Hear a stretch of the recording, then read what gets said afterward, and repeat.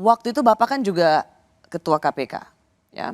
Dan sekarang pimpinan KPK itu dianggap sebagai mereka yang penuh kontroversi.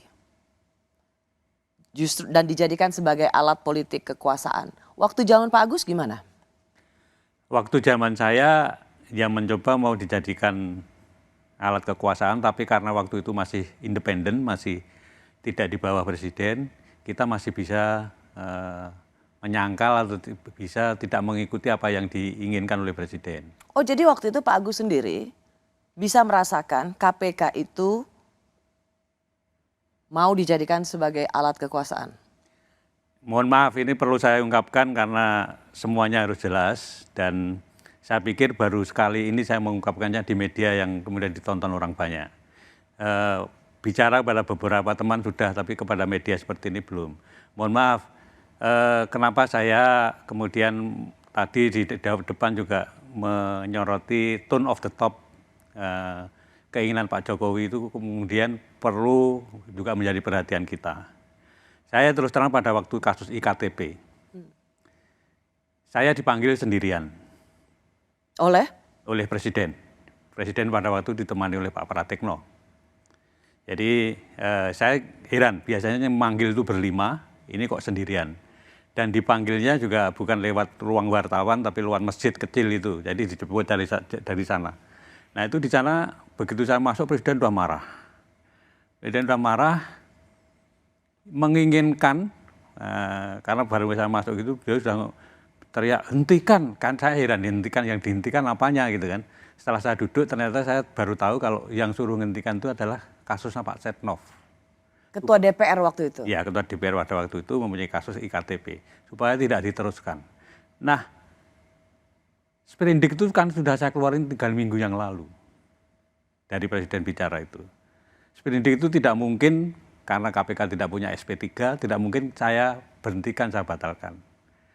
Ya. Kemudian karena tugas di KPK itu seperti itu, makanya ya kemudian tidak saya perhatikan, saya jalan terus.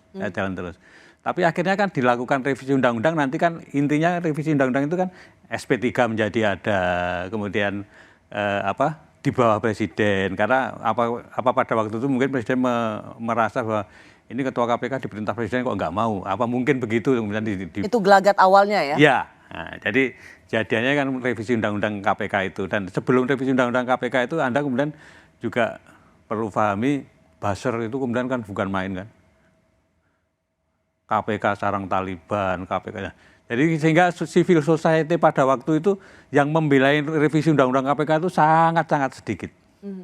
Teman-teman saya seperti Pak Imam Prasojo itu nggak datang tuh kalau waktu itu, karena tidak sebanyak waktu membela cicak buaya. Tidak pada waktu cicak buaya, karena merasa ini KPK sudah seperti Taliban, seolah-olah omongannya buzzer itu betul gitu. Jadi revisi undang-undang KPK kemudian terjadi. Anda kemudian melihat di periode kedua ini kan yang namanya Corruption Perception Index itu kan turun terus-menerus.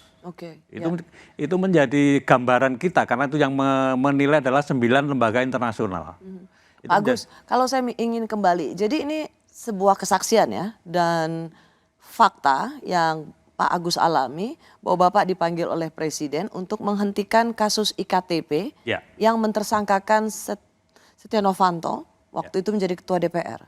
Bapak bersaksi itu ya? Saya bersaksi. Saya bersaksi, dan itu memang terjadi yang sesungguhnya, saya alami sendiri. Saya awalnya tidak cerita kepada komisioner yang lain, tapi setelah beberapa lama itu kemudian saya cerita. Apa yang Bapak jawab ke Pak Presiden ketika Presiden mengatakan hentikan soal IKTP ini? Saya bicara apa adanya aja, bahwa sprindik sudah saya keluarkan 3 minggu yang lalu, di KPK itu nggak ada SP3.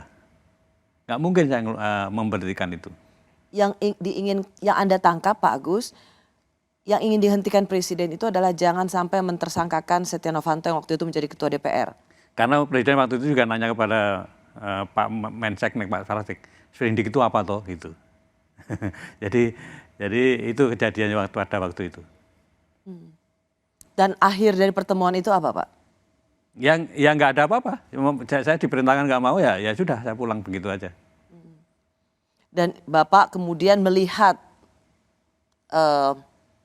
time frame-nya atau waktu demi waktu, bagaimana kemudian ada pelemahan KPK, Ya. salah satunya dari kesaksian yang baru saja Pak Agus Rarjo katakan bahwa memang karena pimpinan KPK independen, tidak bisa diperintah oleh kekuasaan, maka dengan cara mengubah undang-undang KPK lah pimpinan KPK dapat diatur. Ya, ya.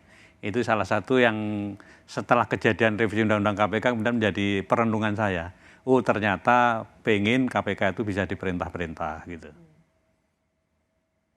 Setelah itu, bagaimana relasi Pak Agus dan pimpinan KPK lainnya dengan istana?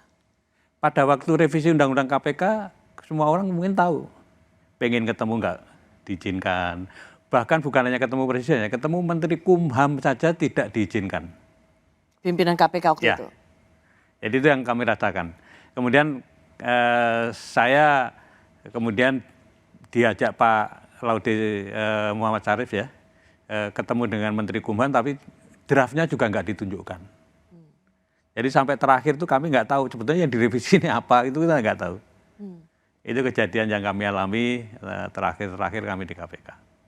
Jadi seperti pimpinan lembaga negara pemberantasan korupsi yang kemudian terasingkan. Ya.